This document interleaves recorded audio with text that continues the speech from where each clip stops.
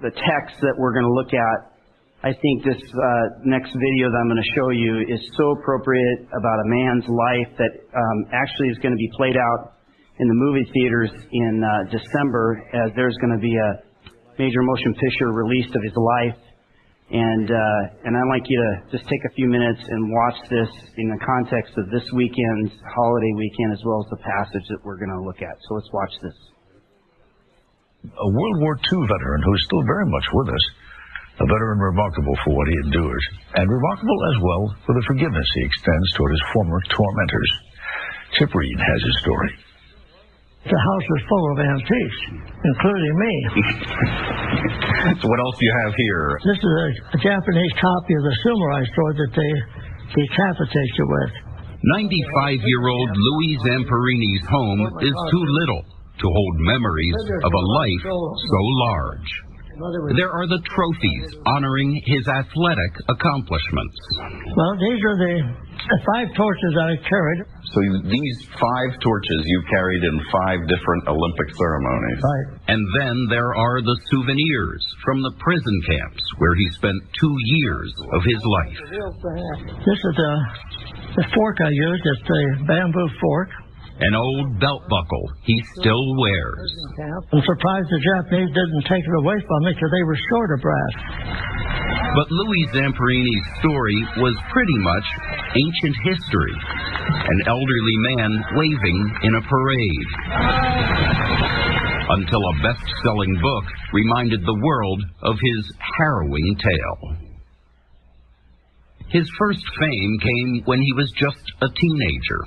In 1936, he made the U.S. Olympic team. At 19, he was the youngest qualifier in the 5,000 meters. He didn't win, but Louis Zamperini became a household name, a sports hero. A few years later, the nation was at war. Zamperini was a bombardier in the Army Air Corps. On this very day, 69 years ago, his B-24 crashed into the Pacific. Our number 1 engine, the RPMs dropped. This plane was barely flying with 4 motors, and with 2 gone, it just dropped like a rock. And so we hit the motor nose down. I felt like someone hit me in the forehead with a sledgehammer. The plane was completely blown apart. What happened next was documented in this 1998 story from correspondent Bob Simon. Zamperini spotted a life raft floating rapidly away from the burning waters. He swam to it. 47 days in an inflatable raft. We never prayed before, but on a raft you pray like a foxhole. He fought off sharks. This shark was so big that he could have taken 1 bite and he could have bitten that raft in 2. And battled the sea. I was in a violent storm. I never seen anything like it. Things went from bad to worse. Zamperini was near death when he was captured by the Japanese and taken to a place known as Execution Island, where every known prisoner had been put to death. They took great joy in telling us we were going to be executed, and they'd always go through the motion. It got even worse. His fame back home led to hours of torture and beatings at the hands of a sadistic guard nicknamed the Bird. I couldn't bear to look in his eyes. I just couldn't do it. To me, they were that sadistic. When he wasn't being beaten, he was starved, like most of the Americans held by the Japanese. But somehow, he survived. Louis Zamperini returned home a hero. This is your life. Now, there were TV appearances. His life appeared to return to normal. But the war years, while gone, were anything but forgotten. Haunted by nightmares, he turned to alcohol. Then, in a last-ditch effort to save his marriage and perhaps his life, Zamperini joined his wife Cynthia at a prayer service led by a young Billy Graham. Graham's sermon touched on the power of forgiveness. It was the first night in 2 years and a half that I didn't have a nightmare, and I haven't had one since.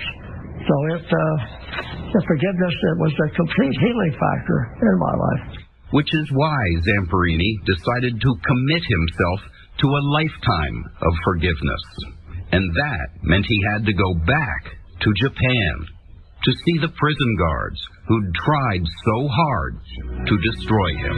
The most important thing in my Christian life was to know that I not only forgave them verbally, but to see them face to face and tell them that I forgave them.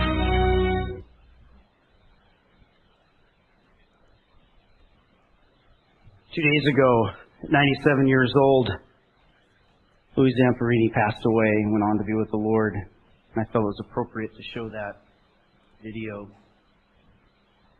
Laura Hildebrand, who authored the book Unbroken, which was on a national bestseller and is going to be made into a movie this year, wrote this yesterday. In a life of almost unimaginable drama, he experienced supreme triumphs, but also brutal hardships, incomprehensible suffering at the cruelty of his fellow man. He was an Olympian. He was an airman. He was a plane crash victim. He was a castaway. He was attacked by sharks, strafed by the enemy. He was a POW. He was a slave. He struggled with post-traumatic stress, but Louis greeted every challenge of his long journey with singular resilience, determination, and ingenuity, with a ferocious will to survive and prevail, and with the hope that knew no master. His life would not be a sad story because he would not allow it. His story is a lesson in the potential that lies within all of us to summon strength and amid suffering, and love in the face of cruelty, joy in the face of sorrow. Of the myriad gifts he has left us, the greatest lesson is that of forgiveness. Powerful story. I would encourage you to see that movie at the end of the year when it comes out. In Luke chapter 7, we have our next lesson about learning to worship Jesus. Luke chapter 7, verse 36 through 50, we have a woman who has an encounter with Jesus. And the very encounter was an act of worship. Jesus was invited to a man's house named Simon, and he was a Pharisee. And he was having dinner. Now, in that time, it was not uncommon when there was a prominent teacher or a prophet to come into a town, that it was not uncommon for other people to come into the setting where the meal was taking place.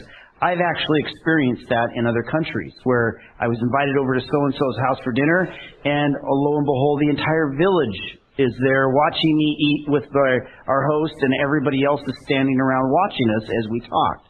I've experienced that. That's not an uncommon, in the United States, in the Northwest, like that's in my space, you know. But in other cultures, that's very common, as it is in this situation where Jesus is at this man's house, and this woman comes into the house. Now, the Bible calls her a sinful woman. It's interesting, Jesus never challenges that, nor diminishes it. But it's titled, she's a sinful woman. In other words, she's probably a prostitute. Doesn't say why she ended up in that life. Doesn't say. She says that's who she was. She was behind Jesus, weeping at his feet. The Bible says. So he's probably lounging at the table, and she is at his feet, and she's crying, and she's using her tears to literally wet his feet, and using her hair to wash his feet. And then she pulls out this alabaster jar, a big jar, a very expensive jar full of perfume, and begins to pour it on his feet. And those around her began to question what was happening, even from a place of indignation, like, if he's really a prophet, he wouldn't tolerate this sinful woman touching him. Jesus, knowing their thoughts and what they're saying, in verse 41, he says to Simon, the head of the household, he tells a parable, very short parable. And the parable is this in Luke chapter 7, verse 41. It says, 2 men owed money to a certain moneylender. One owed him 500 denarii, the other 50. neither of them had the money to pay him back, so he canceled the debts of both. And then he asked this question, now which of them would love him more? And Simon replied, well, the one that had the bigger debt. And Jesus says, you've judged correctly. Now, two men owed money. There was a debt that was owed. And it says 500 denarii and the other 50. That's about 500 denarii is about 20 months of wages. 50 denarii is about 2 months. So pretty significant difference in debt. Okay? Jesus then, as he's talking to Simon, then turns to the woman, but still talking to Simon. And he says, Simon, do you see this woman? I came to your house, and you did not give me water for my feet. But she wet my feet with her tears and wiped them with her hair. He goes on and says, you did not kiss me, but this woman, from the time I entered, has not kissing my feet. He says, you did not put oil on my head, but she has poured perfume on my feet. Now, he's basically saying to Simon, now listen, normal custom is that if I come into your home, you're going to first offer to have my feet washed because of the dust. That's etiquette, normal etiquette for someone inviting someone into their home. They would have greeted him with a kiss on the cheek because he's a prophet. Thus, if you view someone as having a superior rank, you would kiss them on their cheek. We talked about that a couple weeks ago. And then finally, they would have offered him a little bit of scented olive oil to put on his hair and basically to scent the odor in the room, so to speak. That would have been normal. Okay? He didn't do any of that. So you have this encounter, and then Jesus says in verse 47, says this to Simon, I tell you, her many sins have been forgiven, for she loved much. But he who has been forgiven little, loves little. Now he's challenging Simon and in the room to a way they were looking at things. He actually does a comparison between Simon and this woman. And then he really talks about who is really worshiping me deeply. Now, let's first start off by he says, he implies by this very parable that both of them are forgiven. Because the parable says one who owed a little and one who owed a lot, they are both debt was forgiven. But who's going to love much? Who's going to be more passionate? Who's going to love deeper? And he's challenging because he's basically saying, you view, Simon, you view yourself as only having some sin. And you view her as having a lot of sin. And here he is exposing a viewpoint with the religious group that he's with, the people that are the spiritual people in the room. He's saying, you're this way, but this is the worshipers my Father seek. He points to the one person that everybody was looking down to as being the one that was truly passionate about worshiping him. And there is a key point right here. I tell you the truth, many of your sins have been forgiven, she loves much. In other words, when you know how much one has been forgiven, you will love much. If you just think you need to be forgiven a little, you will love a little. The measure of what you know, not intellectually, but in your soul, in the innermost part of who you are, that sense of, oh my goodness, I have been forgiven of my sins. 1990 was the day that January 13th, 1990 was the day that came a reality to me when I read this passage. And this wasn't on my agenda on my notes, but I'm going to read it to you. When I read this at 2 o'clock in the morning on January 13th, 1990, when I just opened up a Bible I hadn't opened before that my mom gave me that I pretended to read and I didn't. Well, I finally opened it up, and this is what the Lord spoke to me. And it came forth and it said, I tell you the truth, it is, here it is. His soul draws near to the pit, and his life to the messengers of death. If there is an angel by his side as a mediator, 1 out of 1,000, to tell a man what is right for him, to be gracious to him, and say, spare him from going to the pit, I have found a ransom for him.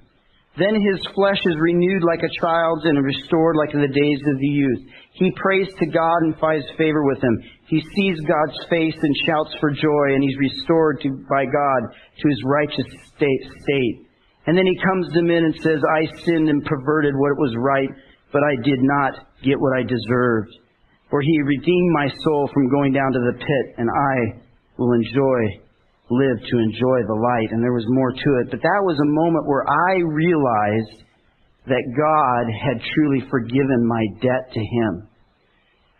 When there is a realization in your soul and who you are as a person, and know how much God has forgiven you, there will come forth in your soul a generosity of spirit, a generosity of a worshiping spirit. Like this woman she knew she was forgiven. She must have had an encounter with Jesus prior to that moment, because she was moved in great emotion about how much Jesus had forgiven her. And she was pouring out her emotion. She was pouring out her tears. She was pouring out her heart, her resources upon Jesus. And when we worship God from that place, we always come to worship not to receive, but to give thanks for the blessing of forgiveness that he's given me. There's a lot that can flow from that. I love the story of Louis Zampini. We just watched that because I got to tell you, if you ever want a life lesson of someone having the right to hold a grudge, he did. And yet, the only peace that he found was when Billy Graham preached a sermon that said there is but 2 paths. One path that leads to hell and destruction. The other path is through the forgiveness of God. And if you believe in that and come to know Jesus as your Savior, your life will live a life of forgiveness. It will be the vision of your life. It will never be about what I can build, but what I can give. And that is the worshipers that the Father seeks. He seeks worshipers that will know His forgiveness, that will celebrate His forgiveness, and that will give His forgiveness. That is the worshipers the Father seeks. There will be many people that will serve Him and they will go to heaven, but yet they will find out that they spent a lifetime holding grudges. And they will have missed out in the joy of the journey. The freedom that can come, that at the end of one's life, after all that tragedy, all the world is saying of this man, he gave us one lesson, and that's forgiveness. Now, Jesus does this comparison. Like I said, He implies that they're both forgiven. He does this comparison. No water from Simon for his feet. She washes his feet with tears and wipes it with her hair. Simon didn't do a customary welcome kiss. She kissed his feet continually. He didn't give any scented oil for her hair. She poured out expensive perfume on his feet. Worship is an invitation of forgiveness. And when you know how much God has pardoned you and pardoned us, how much He has been kind to us, that it is not difficult to say, you know what, that path of forgiveness is my path, and I'm going to turn over every rock. I'm going to look for every sense of the presence of God in my life so that any root of bitterness does not exist, and I'm able to give the same forgiveness that He has given to me, because I am so grateful to God for what He has done for me. He has blessed me. He has forgiven me. He has made sure that I am going to be in heaven with Him for all of eternity. And any present difficulty I face right now doesn't remotely comparison to the greatness that I'm going to have when I'm with my Father in heaven. And Jesus has made that possible. I pray that you would know that. I pray that you would live in that. I pray that you would taste and see that the Lord is good in that. Because you cannot just think about it. You cannot just intellectualize it. It has to become a part of who you are deep in your soul. I pray an invitation for you to know that forgiveness that is from God. And that's the kind of worshiper the Father seeks. Thus Colossians says, when you were dead in your sinful nature, God made you alive. Why? How? Through His forgiveness. He gave forgiveness to us. He gave it to us. It was a gift. And when we receive that forgiveness, that it should ignite us to want to worship God. She knew she was forgiven. And out came a gratitude, an affection, an esteeming of who Jesus is. The presence of great love for Jesus indicates sins have been forgiven. And a response to forgiveness is worship. The level of debt, the level of my understanding of the debt that I've been forgiven will determine the level of my worship. You know, love for God is first preceded by a deep consciousness of my own sinfulness, of how unfit I really am to be in the presence of a holy God. And when I realize that I really can't do this on my own, when I realize how much He has given to me and how much He has truly forgiven me, I want to live my life for Him. On that day, I found the Lord in such a way that charted the rest of my life. I did not plan on coming here.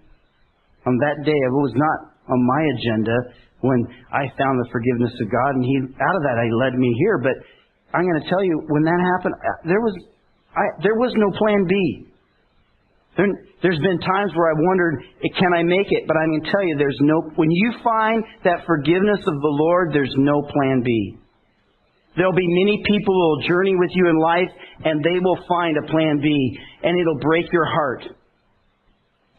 But you will continue. Because the Lord put that forgiveness, and it cannot be shaken from your soul. We're talking about learning to worship Jesus. And we've been utilizing the Lord's Prayer as kind of a grid, if you'd want to say, of that. And in Matthew chapter 6, and we went through these verses, Our Father in heaven, hallowed be our name, Thy kingdom come, Your will be done on earth as it is in heaven. Give us today our daily bread. Now, this is the part right here. Forgive us our debts as we have forgiven our debtors. Worship is about a response to forgiveness. Our forgiveness. And when I worship Him because of that, it really empowers me to forgive. People who do not forgive are not worshiping the Lord. They might be singing. They might even look exuberant.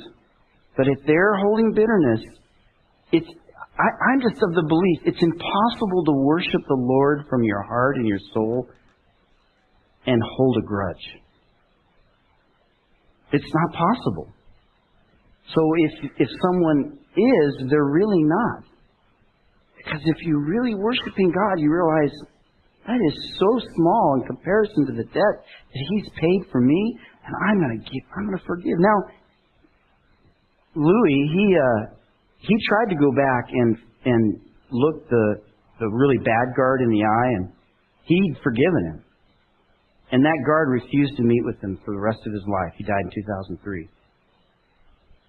And that guard lost more than he would ever realize. And any torment that he gave Louis in the prison camp isn't remotely close to the torment he's facing now if he truly died unrepentant to God. Because there is a hell and it's eternal. And there is no pardon after that. And so we can still forgive even though other people refuse to receive that forgiveness. You know, God forgave the whole world. It just needs to be received in order to receive the benefit of it. That's why we receive it by faith. As he says later on about her, her sins are forgiven. Her faith has led her to that forgiveness. And so, that treasuring of His forgiveness. Worship is about treasuring His forgiveness. And when I treasure His forgiveness, the result is this generous, worshiping spirit. You know, when she went in there to worship Jesus, because that's exactly what she was doing, it didn't matter to her that the room was indignant towards her, who looked down on her, who was critical of her, who judged her. She's like, I'm going to worship Jesus. And when we worship Jesus, it's about Him. You know, you go into any group of people, any size of room, and if you come to the Lord with a genuineness, a generosity, a generous worshiping spirit, you know what? You probably will be looked different. Even in this place. But that's okay. Because it isn't about the person on the right and the person on the left. It's about Jesus. And we come here in faith. We come here believing that His Spirit is here. That we come here to honor Him and thank Him for the sacrifice He made for our soul. We thank Him. And when I thank Him and worship Him in that truth, boy, does His Spirit get a hold of my heart and ignites my heart to want to be generous. Generous in several things, and I'm going to go quickly through here. She, first of all, washed Jesus' feet, which is a great illustration of what Jesus did in John chapter 13, verse 14, with His own disciples, when He said this, basically talks about serving each other. He basically says, now, I, your Lord teacher, have washed your feet. You should wash one another's feet. I have set an example that you should do as I have done. In other words, I have washed your feet. I have forgiven you. I want you to do the same. I want you to serve. And so there's this generosity of service. And some of us have been servers for a long time. You have served. You have given your time and your talent. And maybe some of you have become weary at it and discouraged, maybe because you feel unappreciated. You know, my encouragement to you this morning is don't do it for encouragement. You will be let down eventually. Do it out of a heart flowing in gratitude for what Jesus has done for you. Let it be poured out to the Lord, you know, whether someone's looking or not. Because if you seek to have some kind of attaboy because of it, I'm telling you, you eventually will be disappointed. Been there, done that. Do it because the Lord forgave you. And that sense of, Lord, I want to love you by serving, doing this. That's why Galatians says, you know, not become weary. Don't let yourself fall into that trap. Because in time, you will reap a harvest, so don't give up. And trusting God's forgiveness results in this generous spirit.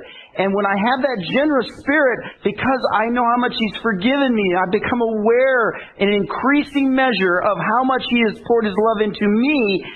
Who am I that I would withhold forgiveness to another, even if what they've done is very bad?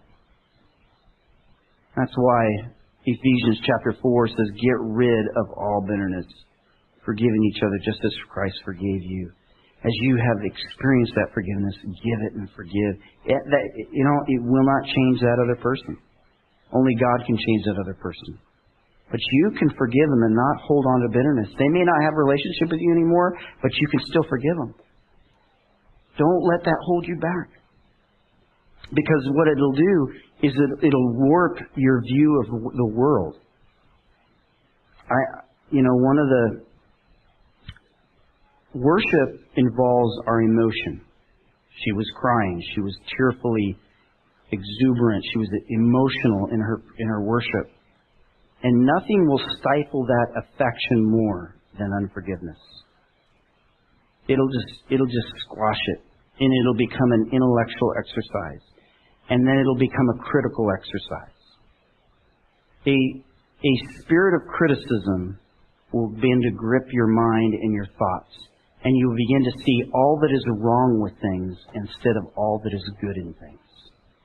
Matter of fact, Titus warns us of this when he says this: to the pure, all things are pure, but to those who do not believe, nothing is pure. In other words, if unbelief, which is what unforgiveness takes us to, it will result in us looking at things improperly. I mean, if God really had a critical spirit, do you think any of us would be sitting here right now? He loves us. He's so patient and kind with us. He's tolerated so much in our life. He wants us to know how much He's tolerated in our life, how kind He is. So then that pours out in our own life. My encouragement is just to avoid a spirit of criticism. If you find yourself becoming increasingly critical about anything, here's the difficulty: you might even be right. But if you live in that criticalness, it's going to totally blind you from the blessings that God wants to pour you out. God is not asking us to put our head in the sand. He's not trying to ask us to ignore injustice. He's saying, I want you to see the good even in the midst of bad. You know, I love, he says, I couldn't even look at the guy's eyes, he said, because he was so sadistic. He chose not even to look at him. I think of Dietrich Bonhoeffer on the day that he was led off to be executed by Adolf Hitler. And that day he led a service for the prisoners in a German concentration camp. And he turned to an English major and he said to him, "This journey is now done for me. Now my life really begins." That's a person who understood in his soul, not in his head, in his soul, how much he'd been forgiven. Treasuring His forgiveness results in a generous, worshiping spirit. She wiped His feet, served His feet. Then it says He kissed. When a person of greater rank walks into a room in that particular cultural setting, a kiss would be given on the cheek. And she was not just, he says, "Simon, you didn't even kiss me, but she's kissing my feet. She didn't give me the customary. She went down to her feet and kissed my feet." When there's this generous spirit, there's a generosity of respect for Jesus. Respecting what He's done. And that worship takes place at the feet of Jesus. Never stop humbling yourself before God. You know, this cost her humility. But in her heart, it didn't matter because Jesus deserved the worship. He deserved the respect. And worship is a preoccupation with the person of who Jesus is in your life and what He's done. And then it says that she took this alabaster of perfume and began to pour on His feet. And there are other passages that describe a similar story about a woman and the perfume. And I would hold to many scholars that this particular story in Luke is not the same as the other. There are just similarities. But one of the similarities is the cost. In Mark, it says basically the value of that was a year's wages. Thousands of dollars today in today's dollars that she went in and poured out at the foot of Jesus.